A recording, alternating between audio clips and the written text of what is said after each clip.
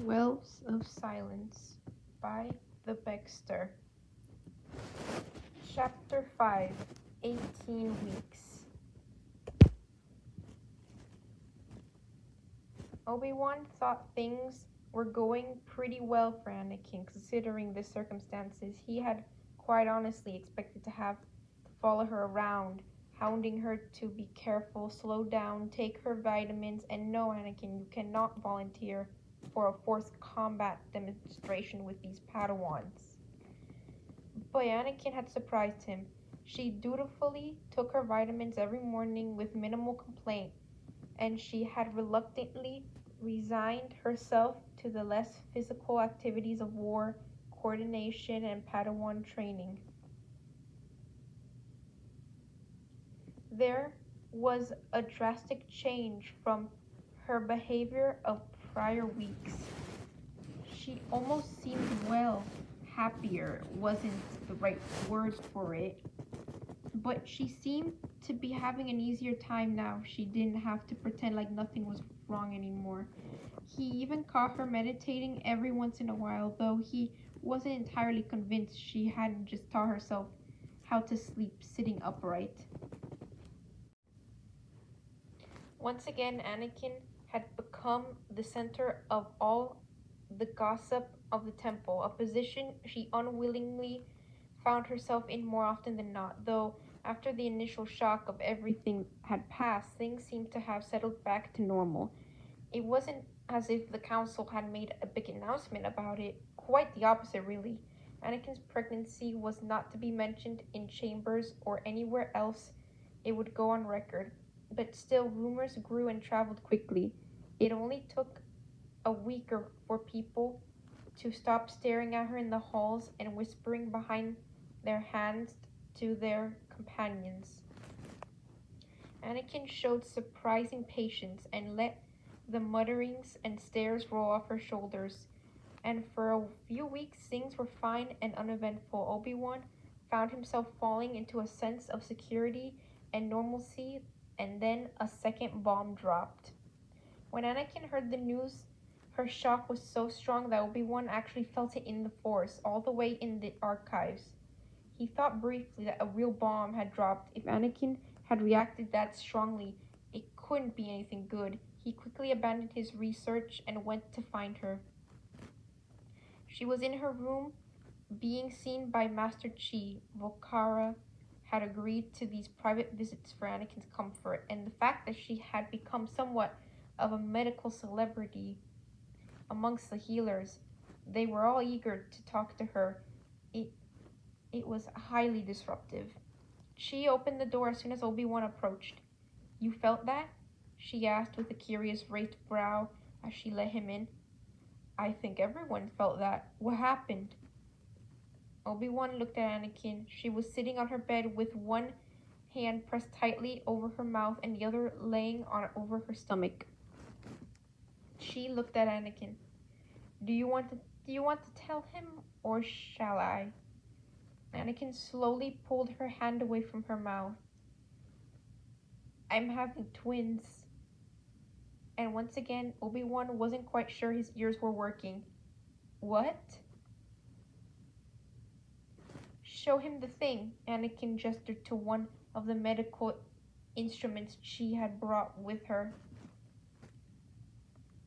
The healer picked it up and pressed a button. A small hologram appeared.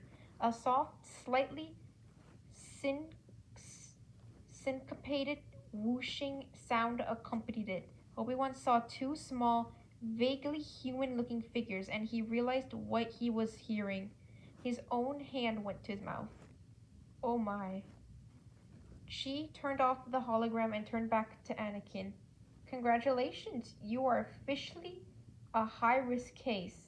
I'll see you tomorrow." She gathered up her instruments and left. Anakin began laughing, a harsh, bitter bark. "This has to be a dream, right?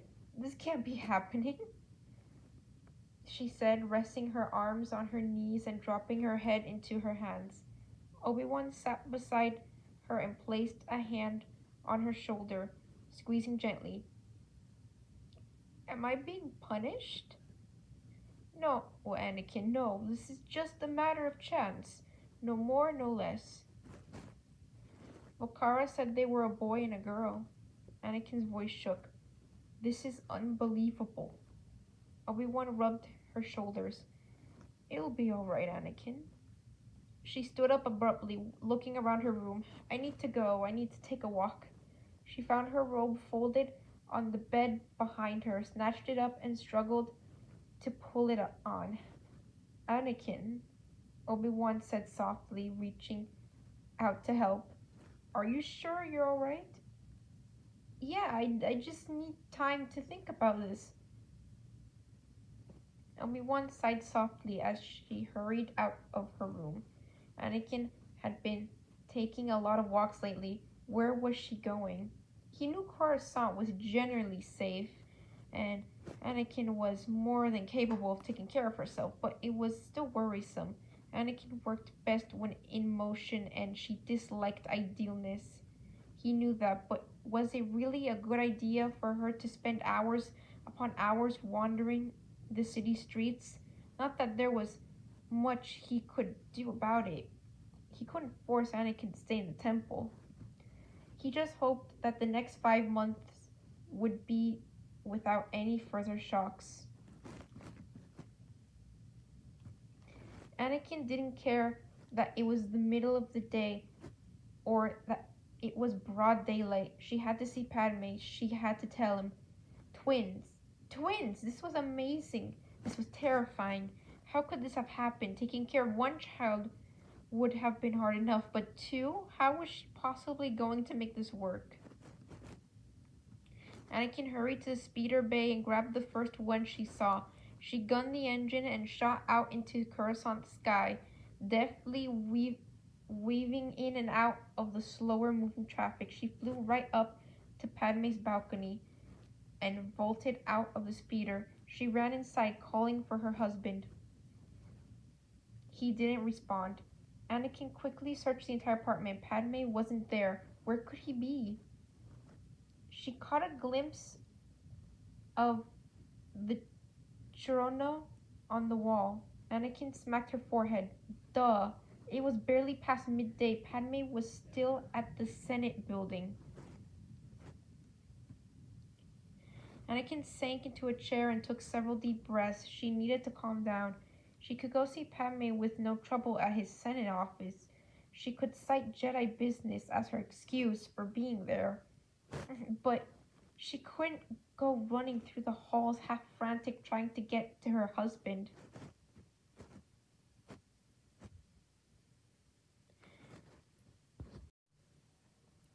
When her hand stopped shaking and her breathing returned to normal, Anakin got back into her speeder and set out for the Senate at a slightly more reserved speed. She parked in the public speeder bay, checked in with security, and moved through the halls at a brisk walk. She stepped into an empty lift and impatiently jammed the buttons, willing it to move faster.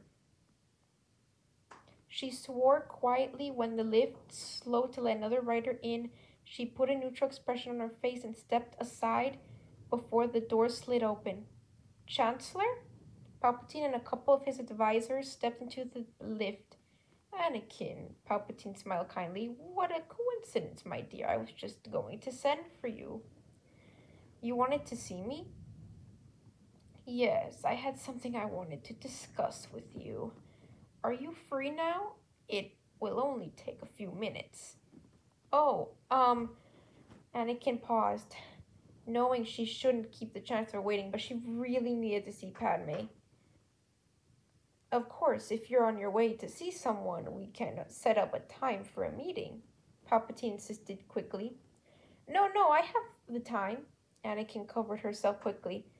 I just have a message to pass on to Senator Anidala in regards to his upcoming trip to Scipio. It's not urgent.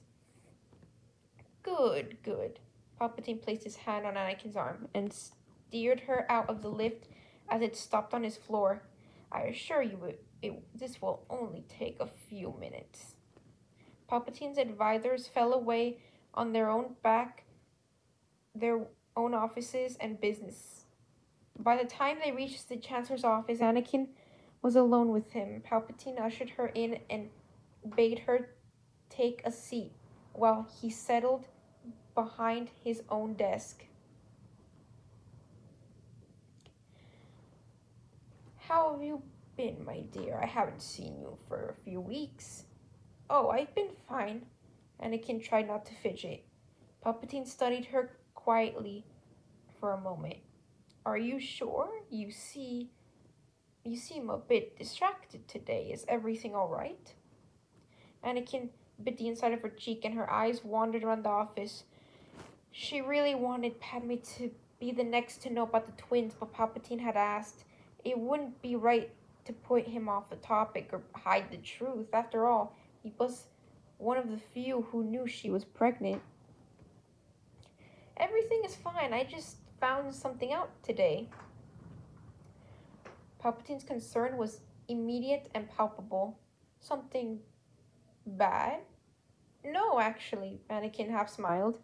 "I found out I'm having twins." The Chancellor's eyes widened in surprise. "Twins? Well, I can see how that would throw you through a loop. Twins are rather rare. How are you feeling about this?" Anakin shrugged and her smile grew a little more. "I've kind of given up on expecting things to go according to plans, so I guess the more the merrier, right?" As Anakin forced her happier side to come through, she grew more excited to share the news with Padme. As much as she enjoyed talks with Palpatine, she wanted to see her husband more, so she moved the conversation along. "So you wanted to speak with me, Chancellor?" "Ah, yes." Palpatine moved on crisply. "Since I have you here, I was wondering if you would be willing to pass on a message to the council. Just a little bit of war business."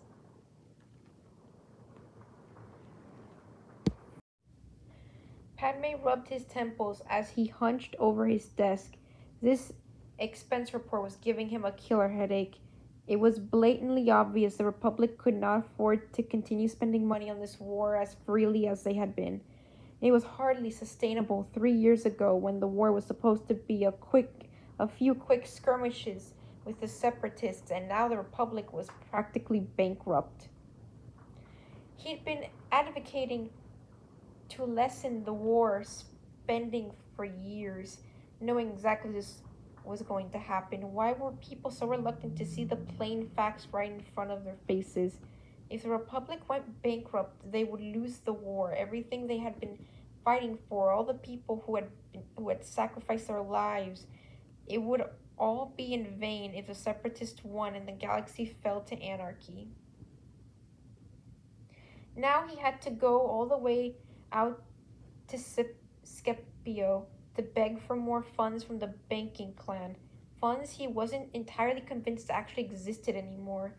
He didn't want to go, especially now. He didn't like leaving Anakin alone. At least the trip was supposed to be short. He'd only be gone for a day or two, but still.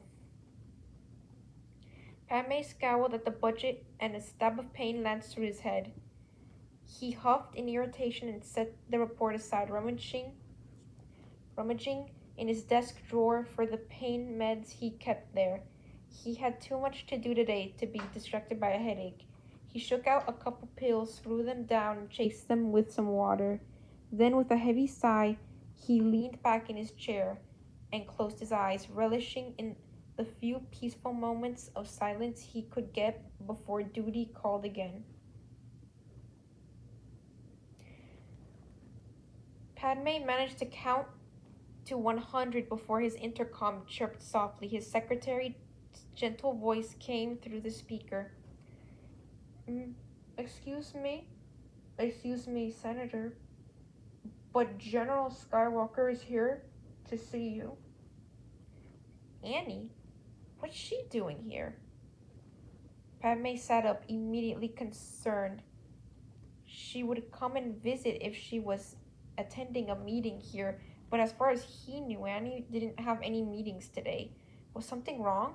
Padme's left hand reached for the intercom button. His right went to his security switches underneath his desk. He flicked on his audio and video recorders as he answered his secretary. Send her in. Padme was put immediately at ease when he saw Anakin's broad grin as she stepped into his office. She wouldn't be grinning like that if anything was wrong. She barely waited until the door was closed before she swept Padme up into a tight embrace. Padme enjoyed the kiss, but had to pull away sooner than he liked. The risk of someone walking in on them was too great.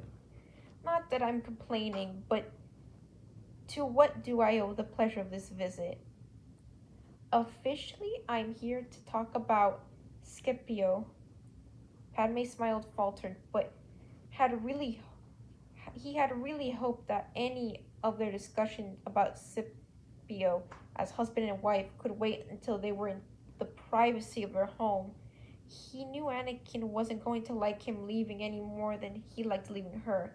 Then his brain recognized the disclaimer Anakin had used, and his smile came back broader. And unofficially, I have some news. Anakin began with a slight hesitation. Good news? That stands to be determined.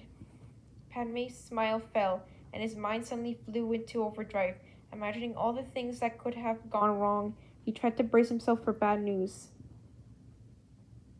Is it about the baby? Yes.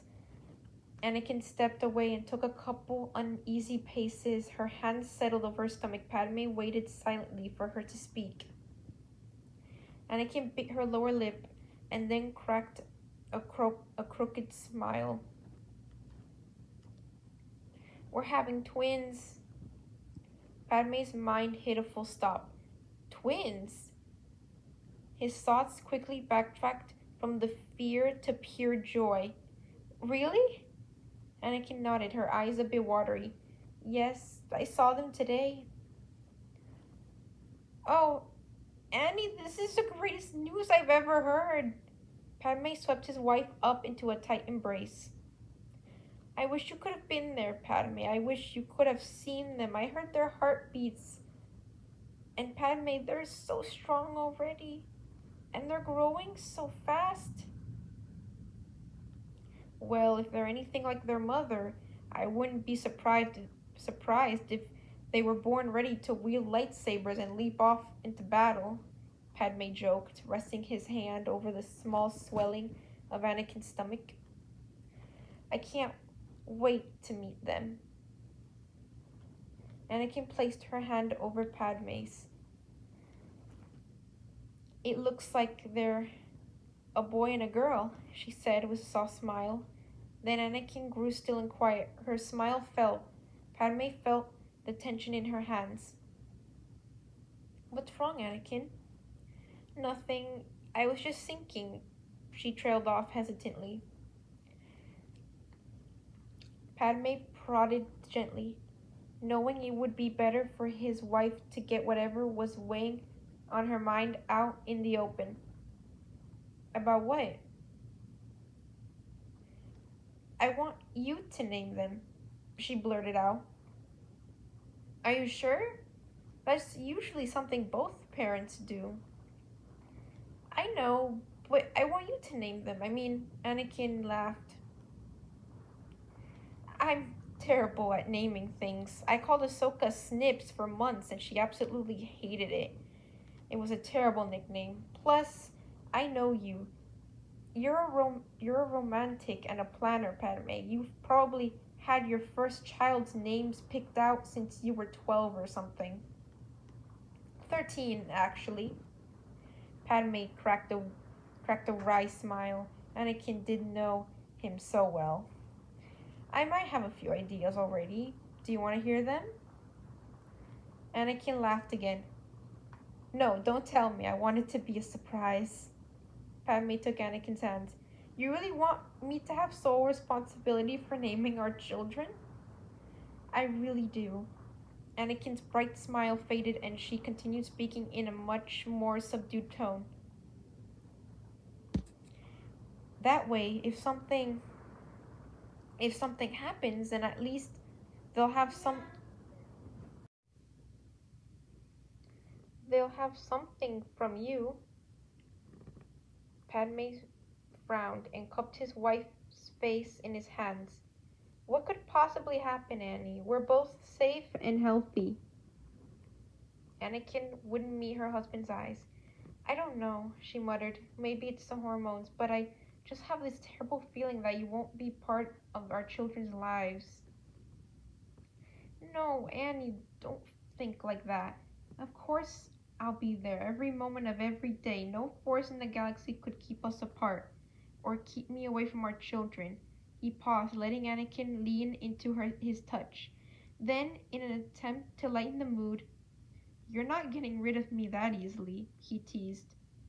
Anakin cracked a tired smile. "I'm glad to hear it. I'm probably just being paranoid." Padme planted a gentle kiss on his wife's lips. "I'm here for you, Annie. I always have been and I always will be." End of chapter.